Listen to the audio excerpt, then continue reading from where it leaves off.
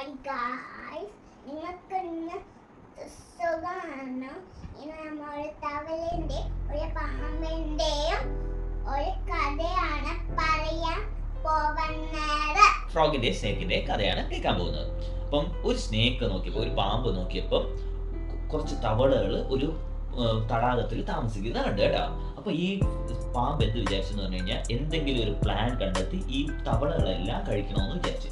എന്നിട്ട് ഈ പാമ്പ് എന്ത് ചെയ്തെന്ന് പറഞ്ഞു കഴിഞ്ഞാല് ഈ തവളയെടുത്ത് ചെന്നിട്ട് പറഞ്ഞ്, ഞാനൊരു ബ്രാഹ്മണന്റെ ശാപം കാരണം വന്നതാണ്, ഈ ശാപത്തിന് ഞാൻ തവളകളെ സേവിക്കണമെന്ന് പറഞ്ഞു. ഇത് പറഞ്ഞ് തവളകളുടെ രാജാവിന്റെ അടുത്ത് പറഞ്ഞു. അപ്പൊ തവളകളുടെ രാജാവിന്റെ അടുത്ത് പറഞ്ഞപ്പോൾ തവളകളുടെ രാജാവ് പറഞ്ഞു, കുഴപ്പമില്ല, എന്നാ നീ നമ്മളെ സേവിച്ചോ എന്ന് പറഞ്ഞു. ഇത് കേട്ടതും ഈ പാമ്പ് പാവണെന്ന് വിചാരിച്ച് ഈ തവളകള് ഈ പാമ്പിന്റെ ദേഹത്ത് കയറുകയും ചടയും അതിന്റെ മുകളിൽ കയറിയിരിക്കുകയൊക്കെ ചെയ്തു.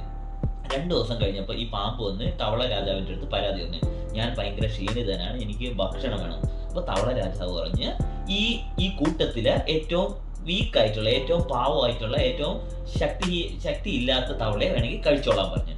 അങ്ങനെ ഇങ്ങനെ ഓരോ ദിവസവും ഇങ്ങനെ ഈ പാമ്പ് കഴിച്ചു വന്നു. കുറച്ച് ദിവസം കഴിഞ്ഞിട്ട് വന്ന് ഈ പാമ്പ് പരാതി പറഞ്ഞ്, എനിക്ക് ഭക്ഷണം വേണം. അപ്പൊ തവള രാജാവ് പറഞ്ഞ്, ഈ കൂട്ടത്തിലുള്ള ആരെങ്കിലും കഴിച്ചാൽ മതി. അപ്പം പാമ്പ് പറഞ്ഞ്, ഇപ്പൊ കൂട്ടത്തിൽ ആരുമില്ല, രാജാവ് മാത്രമേ ഉള്ളൂ എന്ന് പറഞ്ഞ് രാജാവിനെ കൂടെ കഴിച്ചു. അപ്പൊ ഇതിൽ നിന്ന് നമുക്ക് മനസ്സിലാക്കാൻ തോന്നുന്ന, നമ്മുടെ ശത്രുക്കളെ നമ്മൾ സൂക്ഷിച്ചു വേണം അവരെ നമ്മുടെ മിത്രങ്ങളാക്കേണ്ടത്. Okay, bye, thank U.